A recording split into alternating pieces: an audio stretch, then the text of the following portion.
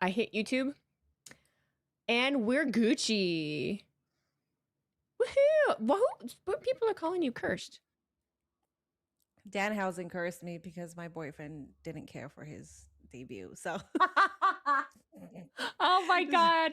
That was amazing. Really. That could actually be the first topic of conversation here because Danhausen is wonderful. We love Danhausen, okay? Please. I was literally Wheezy will understand me here. I was at Elimination Chamber because ESPN did out of the kindness of their heart. They flew me out there. They got me tickets and stuff like that. You shill. What I did not know was that ESPN was also going to be sitting right next to me. So, yeah. So they were there. The other creators that they got, which was just like this YouTuber and his cameraman. Shout out, I think it's Bidibi Sports. I'm not so sure, but they got like a lot of clout on YouTube. So they were right across from me, and then it was me, and then it was Nate, and Danhausen makes his debut. And then wait, let me turn off my sound alerts. Okay. And then Danhausen debuts and Nate crashes out, and I'm just there, nervous, smiling, because I'm like, ESPN is right next to me. I don't know what they're going to be thinking about this right now. Oh, so they're listening to Nate crash out of no, like they're hearing all of this go down. Yeah, and I'm just like nervous laughing, as you can see in my reaction clip, and I'm just like he. I'm like, oh hi, and then of course people that don't know anything are like, can you stop fake reacting for once? I'm like, do you see how uncomfortable I am in that situation? Like, what do you mean fake? You're like, reacting? I'm torn between like watching what's happening and being cool, and also my boyfriend's crashing out over here, and I'm just trying to, remain chill while I have ESPN right next to me and this other YouTuber with a camera and clout. Absolutely, I get it. People. Yeah, but it's fun. It's a wrestling show, anyways. Chicago crowd. I think you said it perfectly. That was not a Chicago crowd because they just got priced out. And it sucks because I finally had the opportunity to be a part of a Chicago crowd for CM Punk, and that was not one. I was going to ask what the volume was like and what the vibe felt in there actually being there, because I could tell just from watching and having watched as long as I have and knowing Chicago crowds that was not the typical crowds of people that go to the indie shows or that I see at conventions that would know, one, who Danhausen is, but also just have energy. Because from watching on ESPN, there were people sitting, there were people that were not hyped. Even when AJ Lee came out, that it fell kind of flat on TV. I was like, what the hell's going on? It was weird. There was no reaction. And it was so sad because I'm one person. I can only do so much. So as hyped as I was to see AJ Lee, I also wanted to like allow the audience to go to erupt, and it never happened. And I was like, this fucking sucks. This is not a Chicago crowd. These are not people that actually watch wrestling every single week. There were a lot of casuals around me. I can hear the people just ask so many questions. The people next to us, though, they were marks. Like, they were fucking marks. But outside of that, like, I heard a lot of people just ask a lot of questions and say like, oh, hey, so who's she? Who's blah, blah, blah. And I'm like, this sucks. And these are floor seats. So you got casuals sitting floor seats, which makes sense because they're probably the only ones that could afford it at this point. Just people that got money and are bored and just want something to do. But yeah, that was not a Chicago crowd. And it sucks because AJ Lee deserved the welcoming. She really did. First match back and how long? And I've noticed that it shows that I've gone to within the last year also of people around that don't really know what's going on and aren't into it. And I'm the kind of person that I can be excited about my own thing, but there's a point where I feed off of the energy around me. And if people around me aren't hype, I just personality wise, I can't be the only one that's really flipping my shit and being excited. I just can't. It deflates me a little bit. I wish I was different, but it's just the way that I am. So I get it. I feel like I'd be the same way. But it still looked like you were cheesing and excited as hell to see her. Was that surreal? Yeah, it was great. It was nice. I was just like, Wheezy knows. Like with certain things that come up, like sponsorships, it's so last minute and you don't even know if it's actually going to happen because it's so last minute. You don't have your flight, you don't even have your ticket, like you don't even know like you're in this state, but you're supposed to be in this state in like a couple of hours. Like It's stressful. less than like 15, 12 hours. You're supposed to be from here to there and you're supposed to be creating content or you're supposed to be doing this, so it's like very stressful. And I didn't stress myself out. The only thing that I did was a flight because I'm like, am I going or not? But I also put it in my head. I was like, I'm not gonna go. So if it doesn't happen, if nothing comes out of it, then I'm not gonna be disappointed. Luckily, everything happened. But it was just it's crazy because the reason why I got the opportunity too was because of my connection and fandom with AJ Lee, because that's literally what they said. They were like, hey, like we know how much you Rightfully love so. AJ Lee, we want you to do this with her, blah blah. And I was like, yes, absolutely. I was like, yes, thank you for thinking of me, by the way. But it's just it was surreal. Like I just don't even know how. Like I was there for her singles match, for her returning singles match. She became champion. That was my first time since she came back being there live, hearing her music. It was just surreal. Like I just how everything happened, it was so last minute, and I'm just like so grateful because I decided to grow a platform and I got this opportunity. So it was cool. Did you get the kind of depresso come down of after doing something that big and going and doing all that and getting to meet her and do the interviews that you did? Did you get like the come down of being home and having to be back in reality of, wow, okay, all that happened and now it's back to normalcy and getting back into this grind? Was that difficult for you, or was it an easy transition and you just kind of riding the high for a while? This time it was an easy transition because I just came back also from New York when I did the 2K Creator Fest, and then like literally within that week that I came back, I went to Elimination Chamber. So I think for Oh, me that's right. it was less of a come down, but it was more of like you need to be more prepared. You just need to be more prepared when you're on the go. You need to have like a second bag of all the equipment that you need. Yes, the lighting was sucky. They wanted to do it at Sky Deck, okay? This was the thing. This is the thing of like people just annoy the fuck out of I'm me. only You cheesing because I've been here and it's really nice to hear somebody else like say it. So continue, please.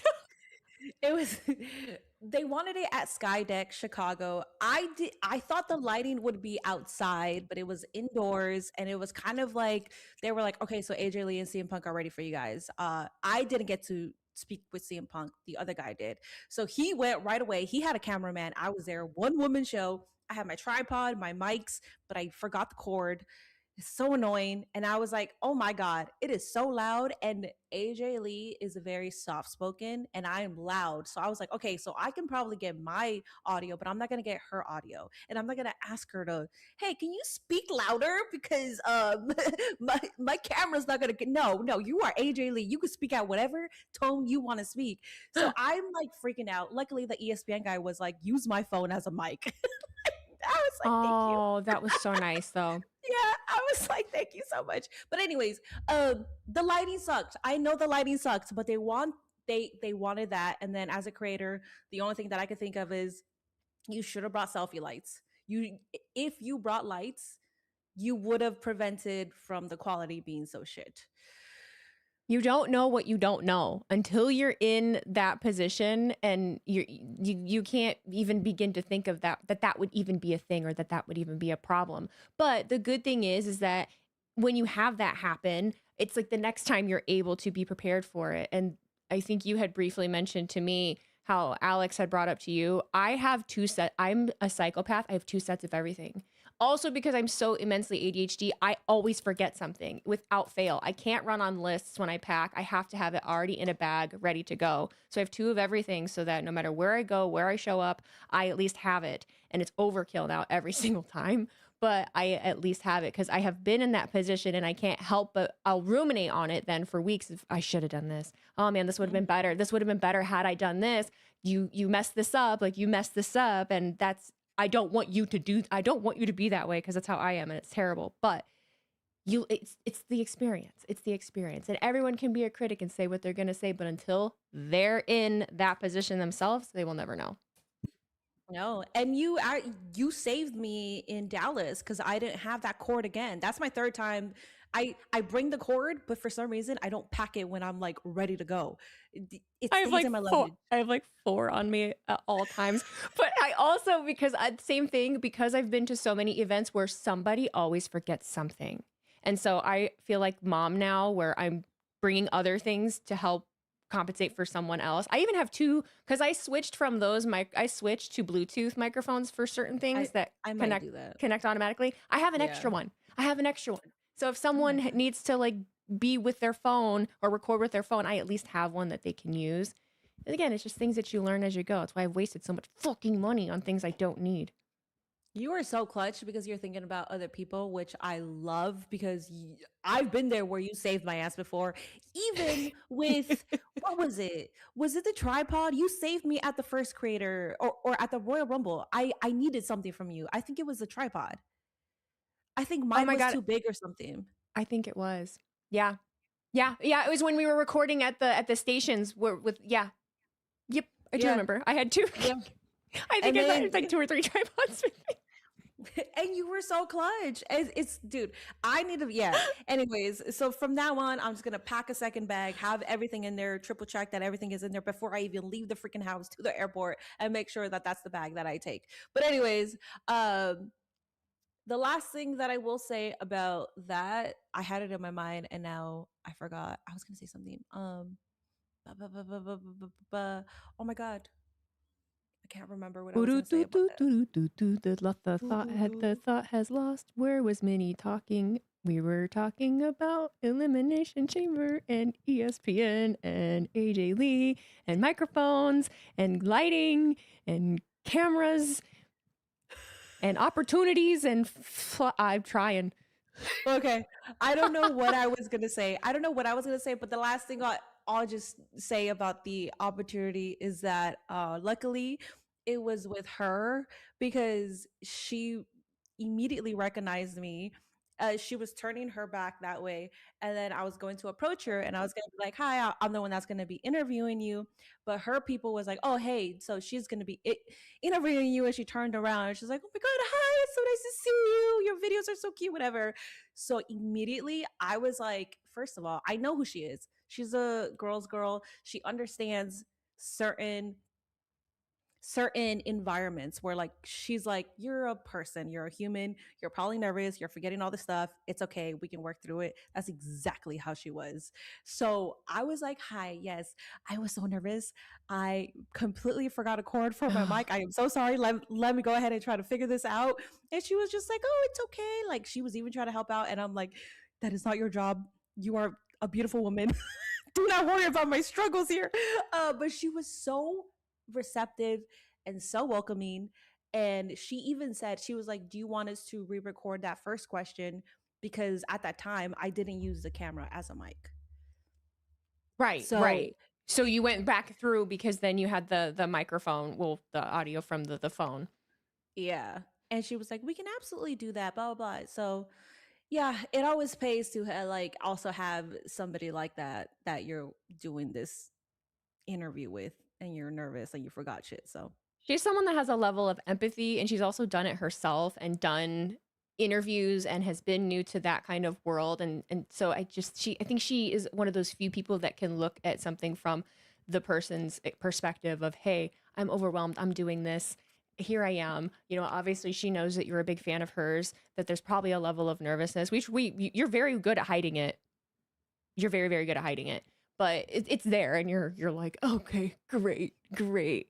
That's the one thing, and I can't speak for too many other superstars, but I mean AJ and CM Punk, they are 2 people that are in tune with people that support them, and they've seen their stuff and they acknowledge it. You know, they really do. It's a respect given, respect taken kind of thing. So I'm really glad to hear that she's also someone that in person is just an A+ human being. I'm so happy you got to do it. I did got you. You did end up seeing it where I gushed.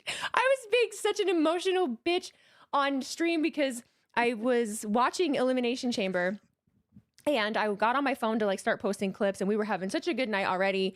And the first thing that pops up is Minnie, and it's like the pictures of her in front of the WrestleMania sign, and she's taking footage of where she's sitting, and I'm seeing that she's on the floor, and I will gush here, and then I'm done like glazing you. But it's really, for me to have been doing this however many years that I have, and all the ups and downs, and I see people come into it with the worst of intentions, and they don't actually care about their craft or what they're doing or the people that do it. And Minnie is somebody that does. And so for somebody to get those kind of opportunities that actually deserves it and truly deserves it, and appreciates it, and doesn't come from somewhere where they just expect things, like, I am so happy that a company like ESPN acknowledged that, because I've seen a lot of other companies bring somebody in just because of their follower account or this and this and that. And Minnie has all of it. She has the like understanding, the follower account, the engagement, and a fucking brain. So kudos to kudos to ESPN for doing that. I was really emotional and happy, and I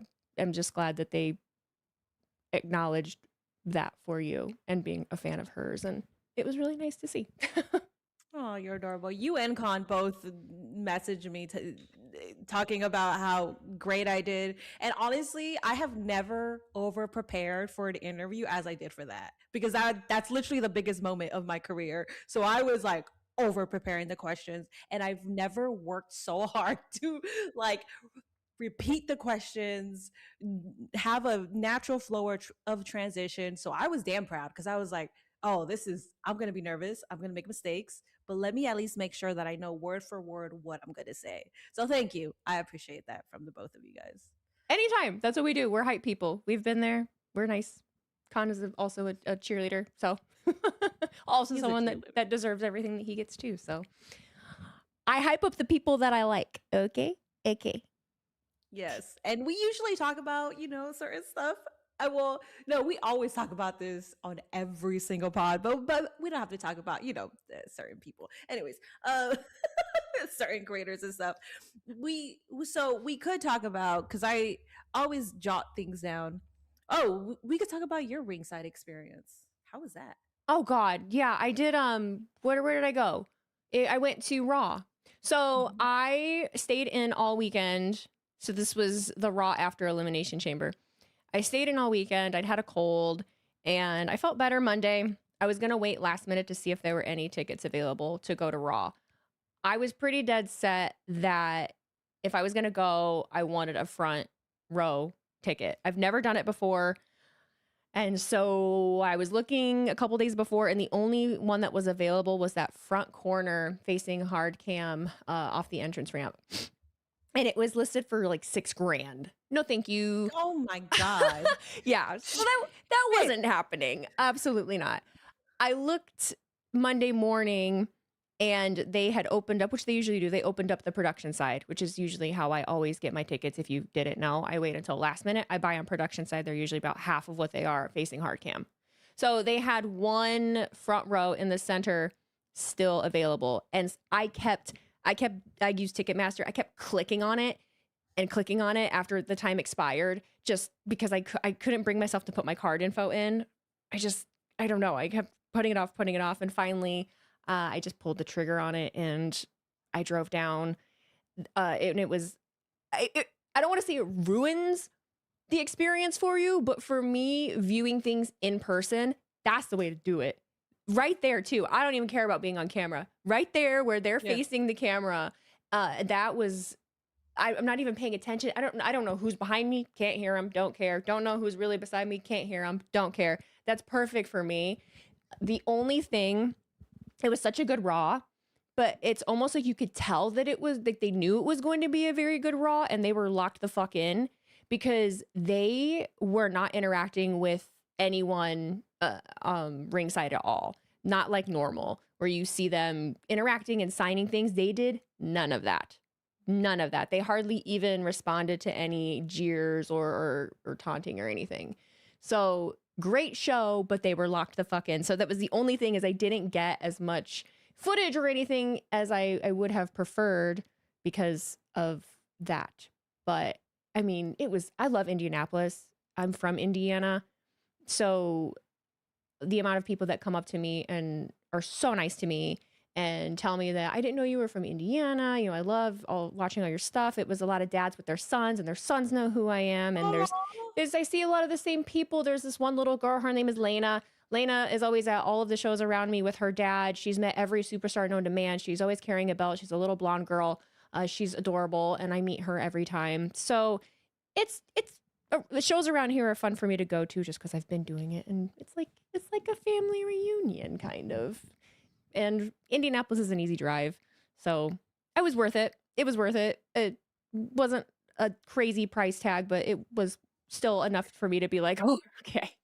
I think it was crazy. It is saw that crazy. screenshot. Yeah, it is crazy. But the front row on the other side, those were going for $1,500 to $3,500. So Yeah.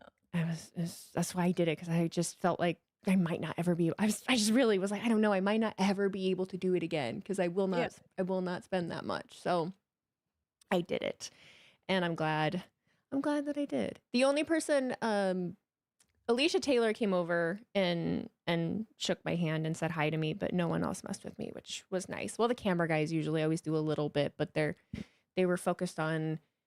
There was someone sitting 4 or 5 seats down from me. It was a younger girl. And I couldn't tell. I'm nosy as fuck. I'm always listening to the camera guys, because they're always talking shit, or they're talking to each other about who they're wanting to point the cameras at, essentially, or who production is telling them to.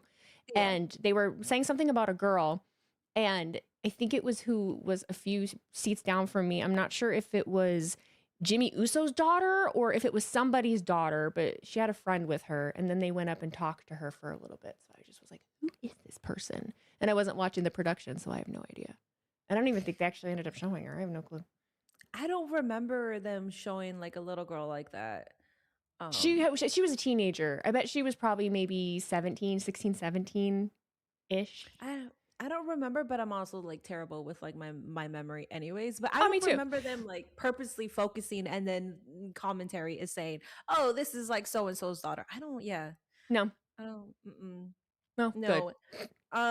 I did miss when they quickly showed you, because I saw the screenshot when Gunther was there, and I was like, I didn't even see that part. Yeah, it was Gunther and Dragon Lee. And that was really one of the only instances that whole night where they were right in front of us. So I think it was Gunther that really ended up getting shoved into the barricade, and it came towards us a little bit. And I get into it. I play the part, and I'm yelling at Gunther. I'm like, you piece of shit, why you cheating ass. I was having fun.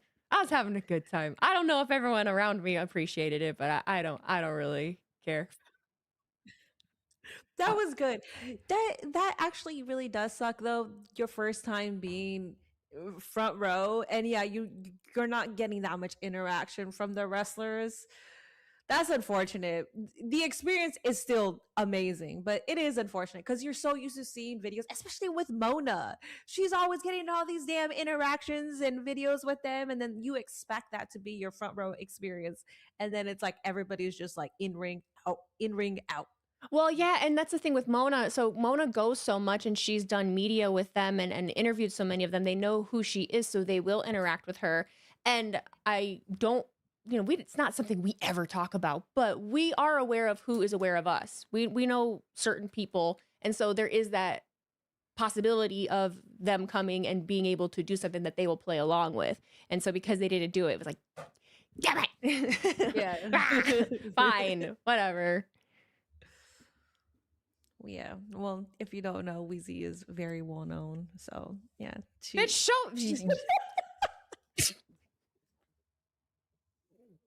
oh, so are you. So are you. Oh my Lord. All right.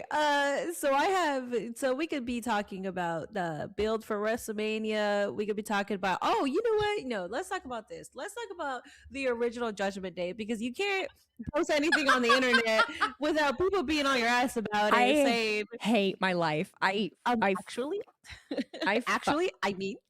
fucking quit, man. I quit. Okay. Backstory here for everybody. I have been trying to mix up the amount, like I have a system of what I post. So sometimes I'll do trending audios, I'll do quick little TikTok style things, and then I do commentary. Okay. And then I have a rotation of what I post. Okay. So I decided I was going to post a quick Judgment Day nod to Finn Balor, since he obviously is no longer in the Judgment Day, and I put over it the original Judgment Day song from Alter Bridge. There was discrepancies on whether we consider Finn Balor original Judgment Day. I understand that. Problem is I think that it is a fucking complicated question, and I don't know that you can be wrong or right, all right? Personally, because I understand the original OG Judgment Day is Edge, Rhea Ripley, and Damian Priest. I get that. They were the three. However, there's a few minutes of Finn Balor being a part of that trio, okay? They were a quartet for just a couple seconds before they laid out Edge in the middle of the ring and turned on him as their leader, okay? So then you had Damian Priest, Rhea, and Finn all together as the Judgment Day until they brought Dom in. But then that was the other part, was like, well, Dom is actually OG. Is he? Do we consider that because he wasn't with the original three that turned on Edge? I could spiral. I was so not angry, but it's just this but actually of obviously it's only this one. Obviously this is the original one. And it's like, actually, I see the viewpoint of all of them. I get it. But to just stand 10 toes down and be so damn, I'm just sick of it. Yeah, everybody's got to be right about everything. And if you say one thing, they want to say the opposite, and they want to be right, and they want to be. It's just a fact. And I know I'm repeating myself. I get it. It's a tiring argument, but it's really because you're a woman with a platform. So anytime that they can take advantage of that and try to prove you wrong and try to make you feel like you shouldn't have a platform or you shouldn't even be talking about this, they will take advantage of it, because it is the most annoying thing where you say one thing which you're just saying, like, you're just having fun, whatever, and then I mean, actually, blah blah blah blah, and it's like, it's not that serious. Also, no one asked for your fucking opinion. I actually did think of this before we came on today, because I wanted to bring it up, that I noticed, because I've been posting a lot more opinionated kind of pieces, and not even opinionated, but just takes and things, just because I've been feeling better and able to. And I noticed real fucking quick how combative people are, how corrective people are, and how but actually people are, or how they insert things that are just implied. I posted something a couple nights ago about how Roman Reigns has never apologized to anyone that was in the bloodline for. I also said that. Yeah, fucking true. But they took it as the whole premise of the video was talking about how Seth Rollins had said that he said he created Roman Reigns basically when he turned on him, right? We created the tribal chief, that whole moniker of him. That wasn't the point. People were like, but Seth did apologize. Like, that, I don't care. I don't know if that's true or not. Don't care. Not what we were talking about. But we were talking about Roman. What are you talking about? I was going to say, you never even mentioned Seth, though. You were literally just talking about Roman Reigns. So I understand that the frustration behind this is when you say one thing and then somebody else says, oh, but this brings up something that doesn't even have to do with what you're saying, but they're just trying to prove a point against you. And you're just fucking yapping. Like, you're yapping just for the sake of yapping. You can choose to listen to it or not, but you're just yapping. And you expect people to just yap. You don't expect to have a full blown out arguments or, hey, no, but actually it's this and this and this. And it's like, okay, bro, whatever. You got it. Congratulations. You got it. Like, I'm not going to argue with you when I just literally said Roman Reigns hasn't apologized. You can make an argument because some people were like, no, but he said, no, but Roman has said, like, oh, my bad, or stuff like that. And it's like, all right, if you take that as an apology, whatever. In my eyes, I don't think he's apologized. I don't think he has either. He expects it. I think there's a reason. And that was the whole thing of the reason we were even talking about it is it's a storyline. It's like when you read a book and you can read between the lines of things. You might be making it up. You might be making up these feelings that these characters have, but you can talk about it. And the fact that people will want to be a contrarian and tell you that you're wrong when there is no fucking 100% answer. They're not spelling it out for you. I don't know where you're getting that from. Did you talk to fucking Roman Reigns yourself? No, you didn't, bitch. Like, shut up. But also just by inserting wanting to be contrarian, but then also completely train of thought went out my fucking brain. It just left poof in the clouds. I was going It's somewhere. happening, girl. It's Oh, happening. oh, I was going It's somewhere. just, it's the rain. It's the weather. I don't know. It's just. Oh, because they're not. I remember now. They were telling me that I was thinking too deep. They're like, this is too deep. This is a reach. This You're thinking too deeply about this. And that's when I came and just said, you're not thinking deeply enough. Like, why does everything why when anyone tries to have fun with anything and not keep it surface level, that it's like, oh, you're thinking too deep. You're thinking too deep. But no disrespect to anybody else, but I've seen plenty of dudes that I'm friends with make content that popped up saying almost very similarly the same shit I was saying. And they're like, they're going along with it. Like, bro, that's a great point. Oh shit. Yeah, you maybe, oh man, I never thought about it that way. They're not arguing with them as much as they are with me. So I take that personally.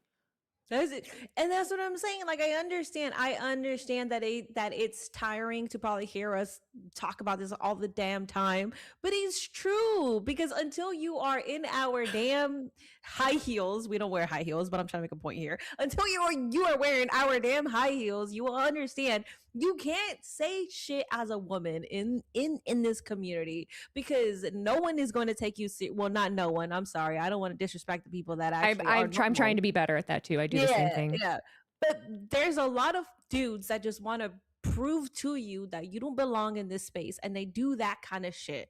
You could be jokingly serious, like when I crash out. I mean, well, my crash outs are different, but like me with Adam Pierce calling him a damn fraud, which first of all, he is a fraud because he wasn't there to even break that up. But anyways, Fault, bitch. I could say that on the internet and somebody was just like, oh, you know this is fake, right? Oh, you know he's not the actual general manager. No shit, dumbass. I fucking understand that. But I'm also watching the goddamn show. Am I not allowed to be invested as you are? Shit, man. That's what I do. They'll be a fan of it, and they'll be like, well, it's not that serious. It's not even real. What do you... We just go in circles about it. That is one thing, not to segue into. I wanted to bring up the video that Thea Hale posted. I did want to bring that up. Did you write it down? I wrote yeah. Okay.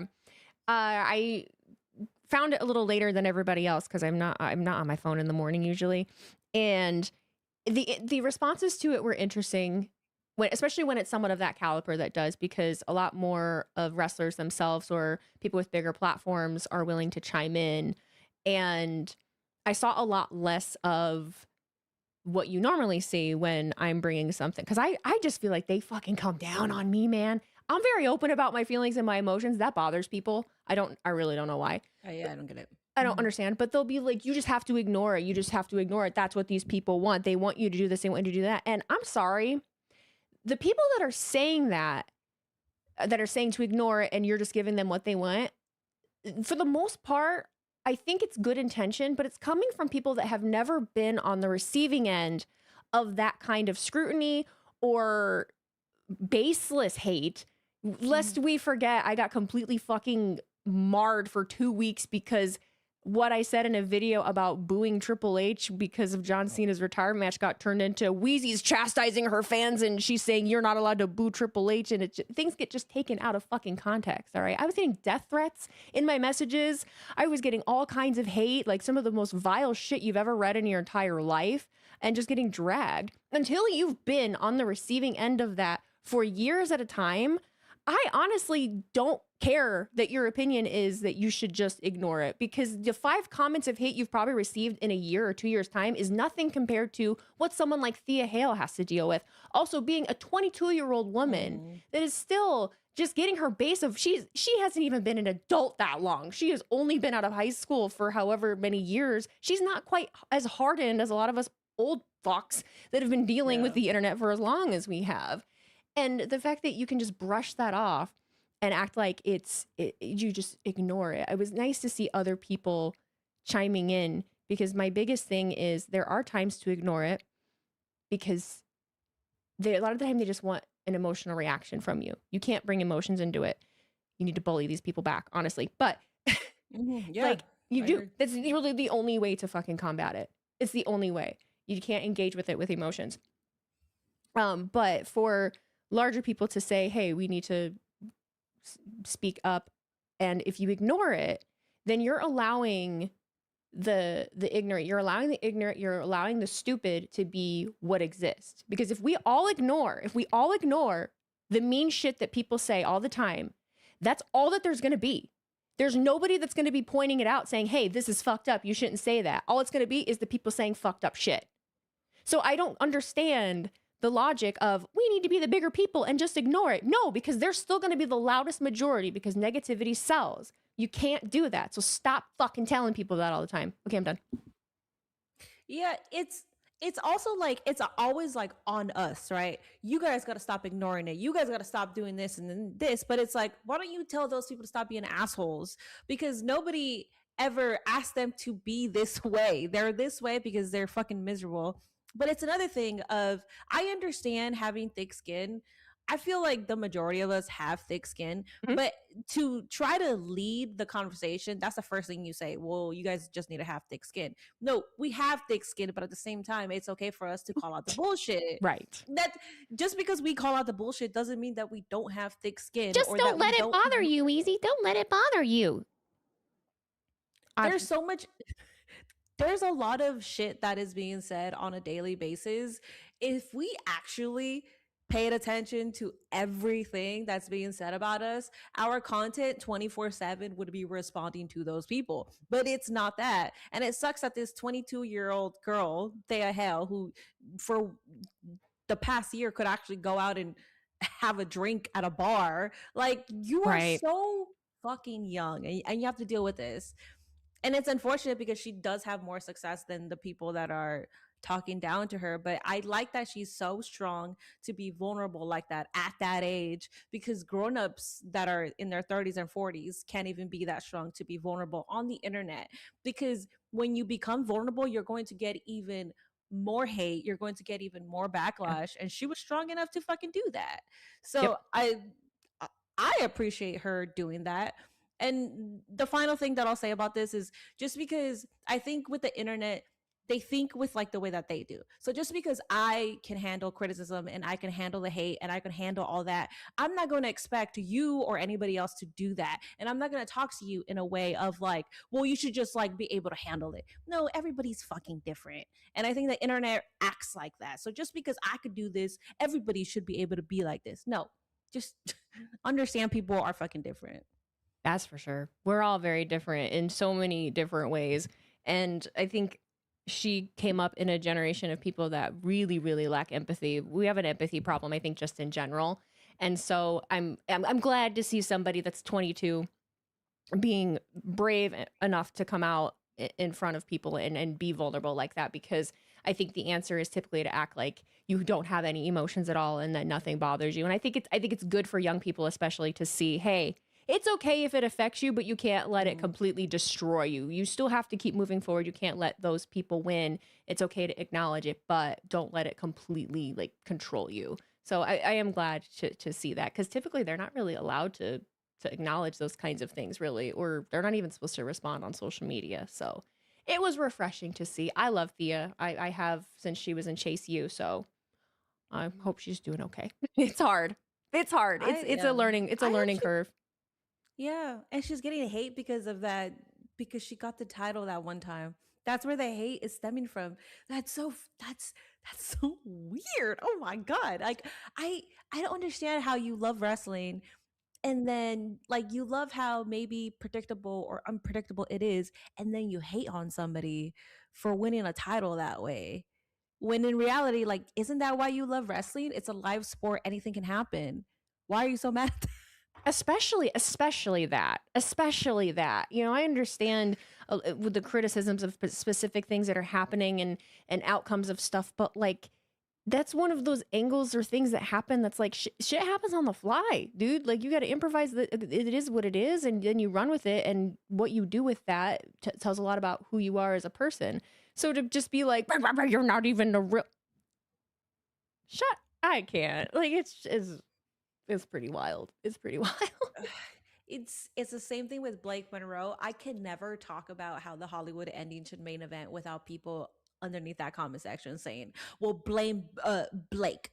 or blame Mariah. It's her fault because she was leaving. I'm not gonna blame her for that. Were you kidding me? Like, what do you think this is? No, I don't care for Pitchforks. him. Pitchfork. No, Like, that is everyone wants. There has to be someone to go at and blame. Always, there always has to be some scapegoat, some pitchforks going after with an angry mob at whoever they think something's fault is, and whether that be people that are doing the booking, the person that was part of the storyline, the person that beat the baby face, whatever it may be, they're always gonna fucking hate somebody, and that's just. That's just how they go. That's how they go. I do want to read this one real quick. I got a super chat from the Arrow stream. Thank you for the $5 super chat. They said that title win wasn't on her. Why is that the hate? Things happen on the fly. She did what she had to do. And that's exactly what, that's our point too of just, it is. Like, okay, it's like, okay, and,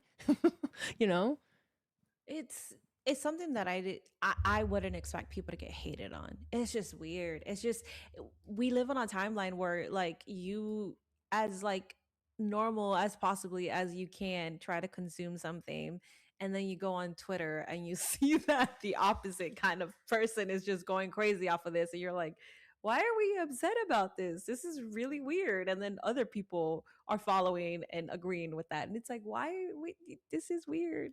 This is only on X.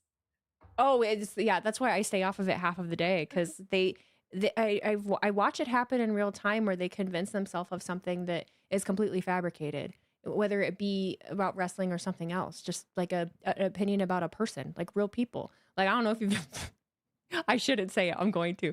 You ever see what they say about Sean Ross Sapp? Holy shit, man. Holy shit. It's the wildest thing. I'm like, where did that, and I'm going back and looking, and I'm like, color me confused. There's so many instances like that. He posted a still of Dragon Lee being unmasked, and then the tweets, like the aftermath of that, was he hates Mexicans. He's racist. That's literally the kind of reach that happened. Is that how that happened? Is that how that happened?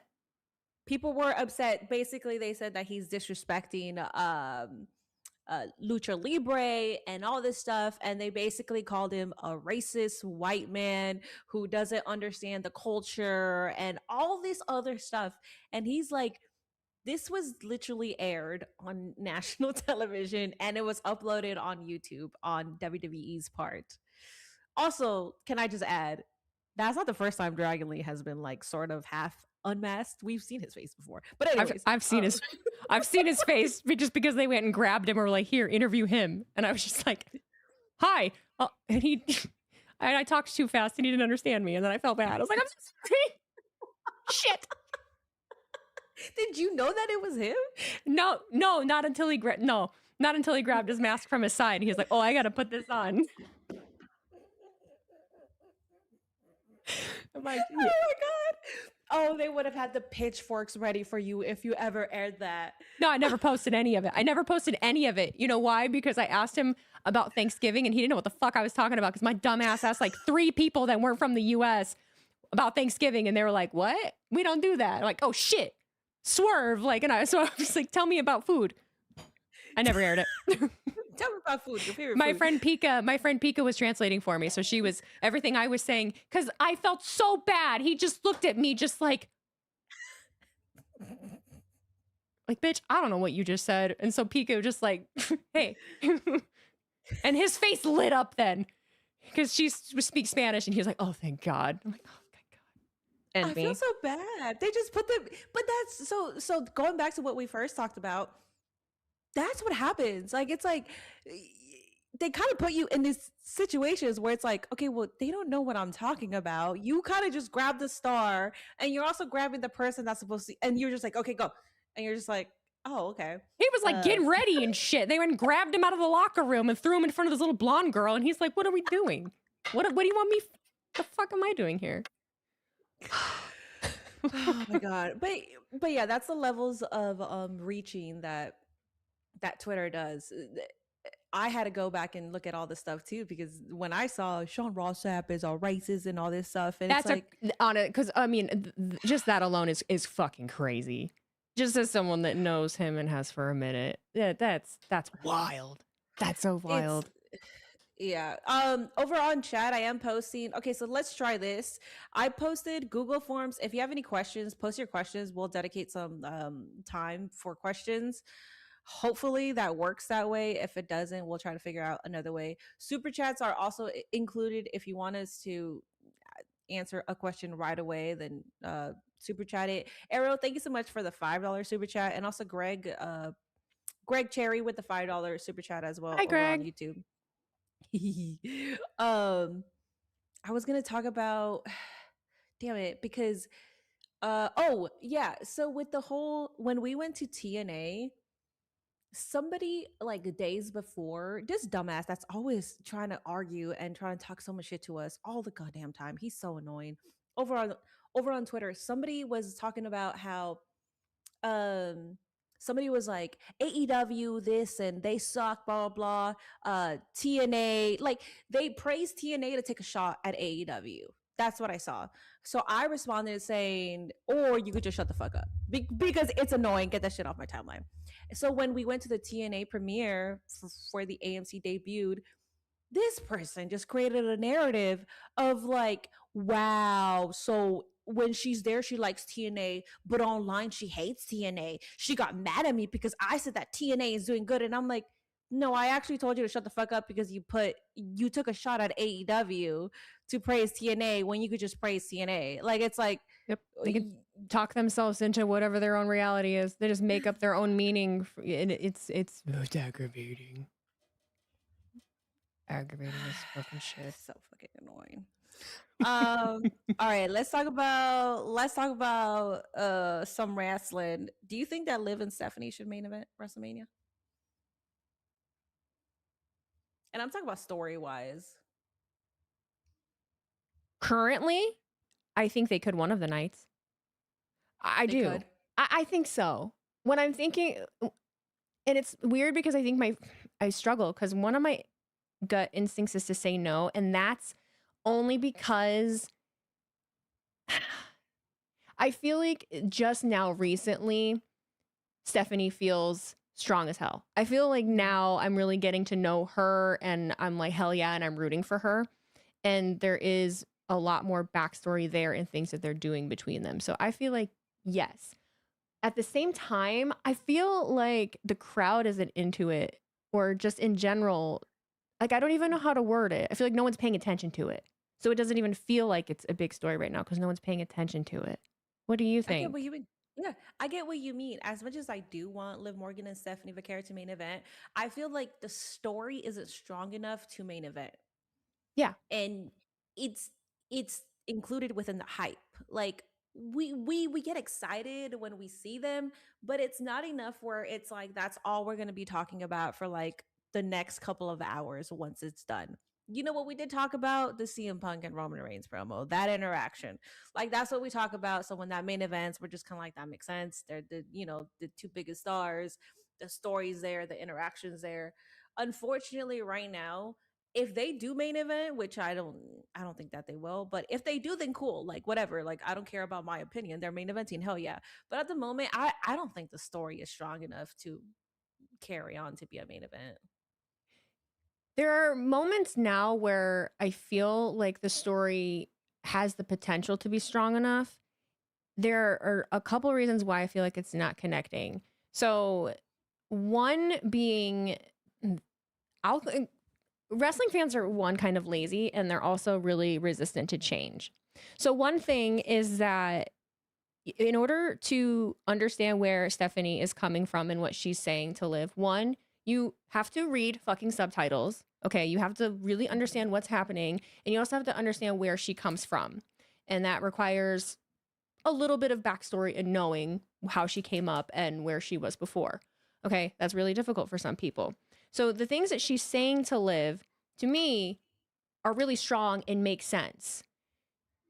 But I also think that wrestling fans, I'm generalizing again just because it's the easiest thing to do. Looking at Liv Morgan, a good majority of wrestling fans are like, oh, Liv's hot. They're not, I don't feel that a lot of them are really paying attention to the things that she's saying right now in all of the interviews that she's doing or the things that she's putting out there about how she came up and all of the tribulations and things that she had to do, and how Stephanie is kind of combating that and is saying, hey, you're saying you're doing all of these things, but you're, you know, following fucking Dominic Mysterio around and acting like you're this blonde bimbo. And so it's there, but it's just, I don't know if it's not getting enough interaction between the two of them face to face in the ring that it's not connecting, or if it's because they look at Stephanie Vaquer. I hate that I'm saying this, but I'm going to say it. I feel like the audience is looking at Stephanie Vaquer and Liv Morgan as, oh, the one that does the thing from NXT, and we're really into that. And then Liv Morgan, who we also think is hot. And so we're not paying attention to the substance of the story here. We'd rather pay attention to CM Punk and Roman Reigns and argue about that. Okay, I'm done. I can see where you're coming from, because you are right. What Stephanie is telling Liv Morgan is actually, it's something that like only Stephanie can like really say to her, because she is right. Liv, you're fantastic. Your improvement over the years is something extraordinary. You're better in ring. You're better on the mic. Your character, like everything you do now is really good. It's at a level where you should be main eventing, but you're but like you're still connected to Dom. You're still connected to this man, instead of just being by yourself, owning who you are and running the division just by yourself. Instead of just like, oh, hi, dum dum. It's cute as fuck. Don't get me wrong. They're cute as fuck. But at the same time, if you separate yourself, Liv, you could be world champion and you could carry the women's division. And her own insecurity too, because it's there, and she's shown it a couple of times that Liv herself is insecure, and Stephanie pointed it out too, saying how I see more in you than even you do, pointing out that Liv doesn't totally believe in herself. And so I like it, but I don't even know that they've been spotlighting it really well from even just like the podcast standpoints or people from WWE. And maybe even, you know, it's not listen, it's not my fucking job to hype up everything that WWE does, but maybe we're not focusing on it enough. But we shouldn't have to, like, you know, the outside sources shouldn't have to in order for it to feel really important in, you know, on the show. So, and how many weeks do we have now? Do you think that Jade and Rhea could possibly main event or no? See, that's the unfortunate part, because it's like they barely. So I hope this makes sense to somebody. They haven't even had that much time to build up that feud. Yet I feel like if they main event, it would make sense just because of their Twitter altercation and how like real the hate felt. And then you go to Liv and Stephanie Vaquer, and you can kind of tell that it's storyline, but you don't. It's what you said. They're not focusing on Liv's insecurities. They're not focusing on that when it comes to TV time. But just on Twitter, just that one interaction alone, I'm like, damn, I don't think they like each other. And now I'm like, yeah, put that as a main event. Yeah, because you can feel it. Because you can feel the heat of it. And even just, not a sidebar of it, but they did have that interaction in the ring between the two of them. How did you feel about that? Did you feel like that was strong, or were you just kind of like, this is a surface level back and forth? How did you feel? I liked it, but my chat hated it, and I understood why, because it was very surface level. It was, they're talking about, I liked it too. Your muscles are bigger than mine, and your muscles, like, I understand why people hated it. I really do. The only reason why I liked it was because it kind of confirmed to me that Twitter altercation was real, because they didn't use any of it. If it wasn't, I felt like they would use it, and they didn't. They went to like your muscles and blah blah blah, and I was like, that's why I liked it. I liked it just with my history of like being in the gym and knowing all the different sections of like people, of the bodybuilders and the power lifters and the ollie lifters and all of that stuff. And I was like, oh, I understand. This makes sense to me. Okay. But it was very like, they could have had a little more gas to it. Yeah, like I kind of wanted Rio to bring up or Jay to bring up like sort of backstage stuff. Like if you're gonna be on Twitter saying that you spent this time with the creative team, then I want you to bring that up in a promo. Also talking about like, oh, we know why you really got into this match because blah blah blah. But it's fine if they didn't. I get it. Um, I don't know if it's real or not, but for me, I felt like that was real. I think they're less willing to. You know how there's been instances where Punk, obviously Punk's done it, but it's the people that know that they can rock the boat and say some shit of. I think Punk had said something to Drew one time about being the chosen one, and he's like, "Who chose you? Who chose you?" Where they like allude to Vince in situations like that.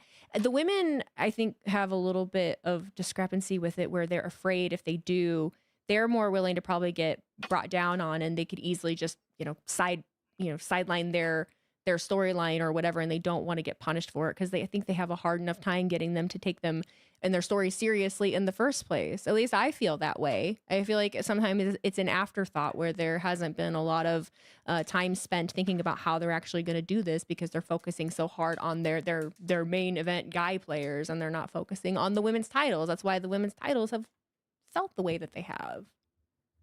Yeah, we haven't really had a strong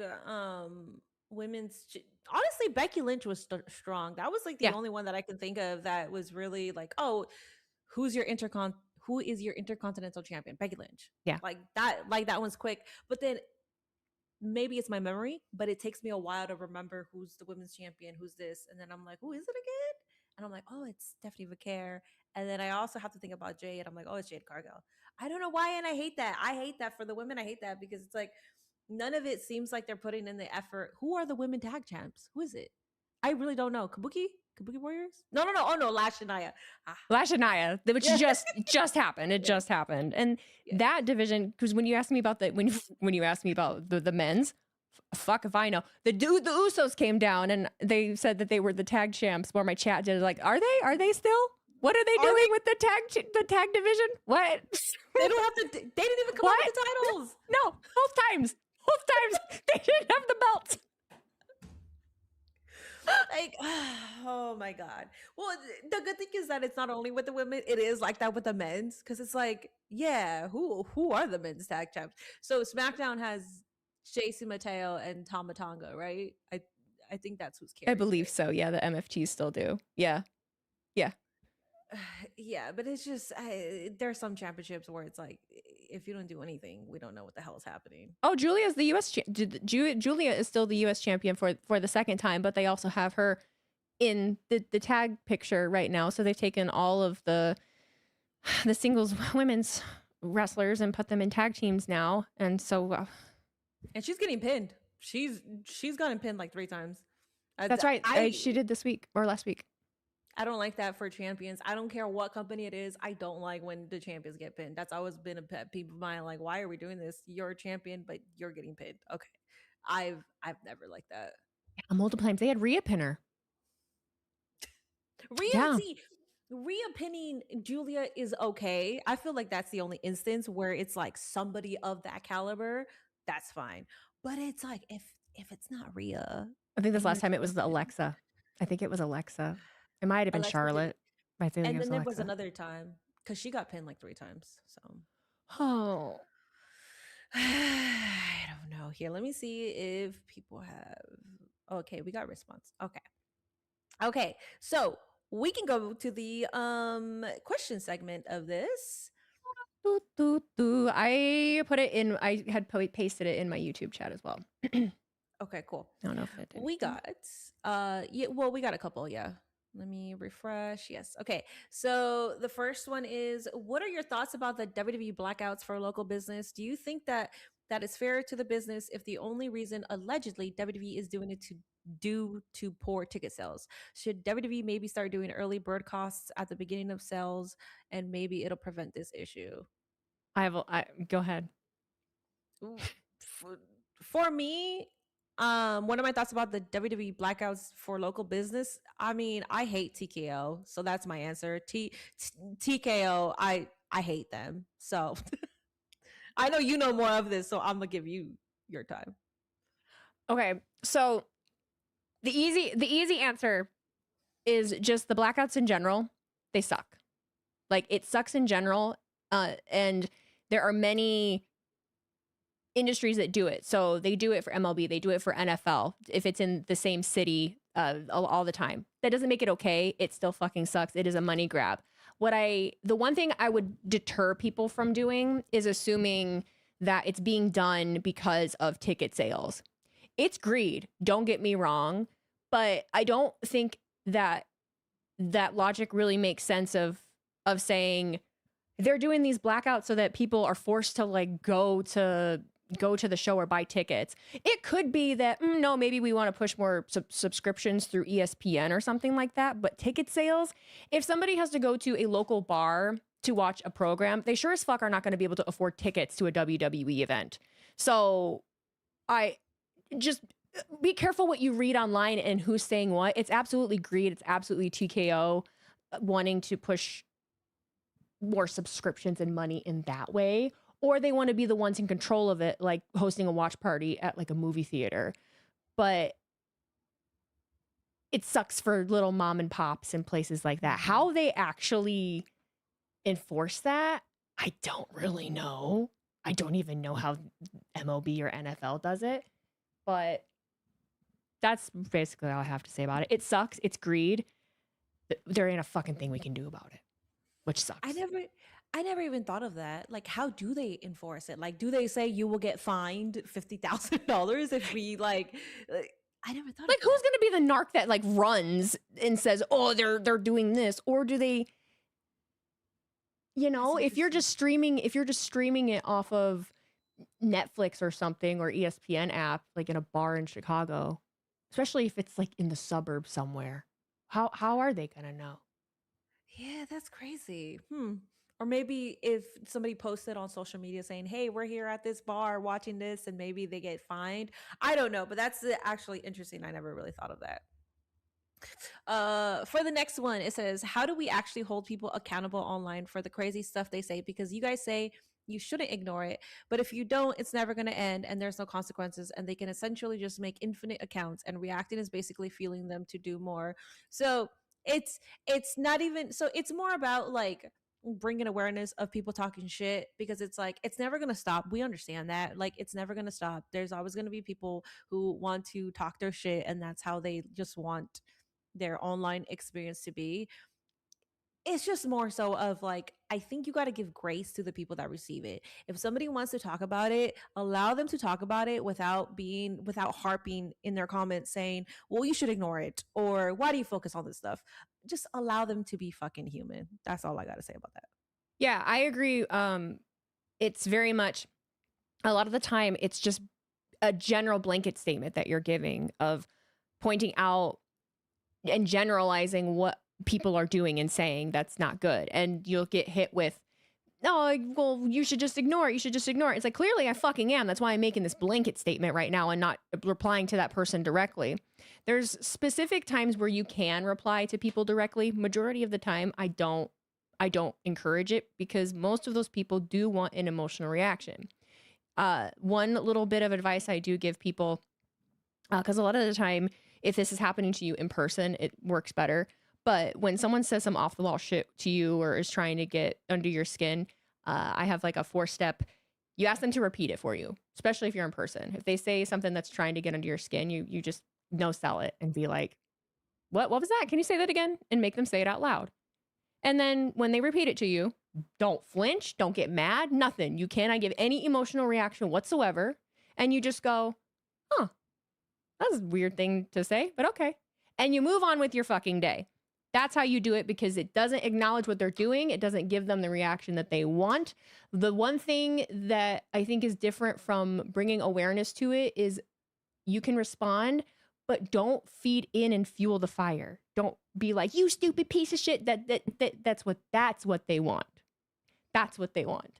So unless you can tactfully bully them, don't do it. Also, I think we should bring bullying back to the bullies. I hate this concept that you can't bully the bully. Like, I grew up bullying the bullies. So for me, it comes very natural. So when I say something out of pocket to them, all of a sudden, oh, well, Minnie, you really shouldn't say that. What about what they just said? let me quickly say this. I had this one guy on YouTube make a full on video on me talking all this crazy shit, like talking about my body, talking about my face, talking about Mm-mm. how I'm a fake wrestling fan, all this bullshit. It was the Ninja Turtle video guy. I do the Ninja Turtle video. Yes, I that was my response. I do the Ninja I Turtle hate that video. I know it. And all of a fucking sudden, in my comments on a YouTube video, on a random YouTube video, say, "Hey, I really think you should apologize to him because, yeah, sure, he was talking shit, but he was talking shit about." Yes, Oh, yes, oh. yes. I was like, "Kiss my ass! Are you kidding me? I gotta apologize because I did a little Ninja Turtle video. No, kiss my They're ass." always so emotional. They Oh don't expect to get that. They don't God. expect so that's the thing. That's my point though. If you don't respond with the that but what was me? You hurt my feelings, and you respond back with some fucking fire, they don't like that. They don't like that. No. Then suddenly, oh no, what are you attacking me for? You should be the bigger person. Motherfucker, you're the one that started it. Excuse me? These gremlins, like, I don't know any of these fucking gremlins that make videos on me, but they know about me. So if I reciprocate in my own fashion, all of a sudden, oh, well, you took it too far. Oh, kiss my ass. Anyways, I just wanted to quickly say that. And then what do you guys feel is the most overrated match concept? Overrated match concept? I don't know if Butterfly in the sky. She could go flying high. what do you guys feel is the most overrated match concept? I'll give you an answer to give you an answer. I think any match where it's not a no DQ and then it's up to the ref's discretion and then DQs are allowed to happen during the match. I don't have a good answer for matches, but I'll give you this one. I'm tired of matches either ending in DQ and then the people keep fighting and then we have to have the entire security team come out with Jason Jordan and the Hurricane and everybody else, and Jamie Noble. I'm tired of that. So probably that's it's not a match stipulation, but that's my overrated. Can we do that less? Yeah, I like that. This is funny. What's your Mount Rushmore? It's cute. Ignore me. That's a thank you for that. We will gladly ignore you. It's hilarious. And then, are either of you planning on going to New York for AEW Double or Nothing? This is from Greg Cherry. I don't plan on going anywhere because my sister bought me Vegas WrestleMania tickets, and now all my money is going to that. So I'm not planning on going anywhere else. When is that? May. Okay, I feel like I did ask. No, probably not. I'm in the same boat of I went to so much last year and I really kind of put myself in the hole, just to be quite frank. And so I need to be a little more conscious about the things I am choosing to go to. If I'm going to pay to go to an event, I need to be guaranteed that I'm either going to be compensated or May 18th. Oh, that's my wedding anniversary. I ain't going. I'm not dragging my husband to a fucking AEW show on my anniversary. Not again. He will kill me. But yeah, unless I'm getting compensated for it or I'm guaranteed that there is some kind of content or purpose of me being there, I just can't. I did it enough last year and it proved that I need to be home and work on my content from here as much as I can.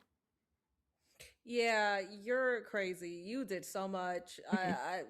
Me doing it as little as I do it, I'm always like, oh my God, I put myself in a hole for this and blah, blah, blah. And you did a lot.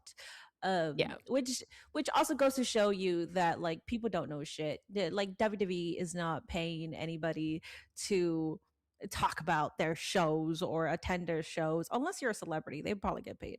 Yeah, to attend celebrities, shows. sure. They'll fucking put Yeah. you front row and give you a WWE belt if you play basketball, but if you actually do anything else, no.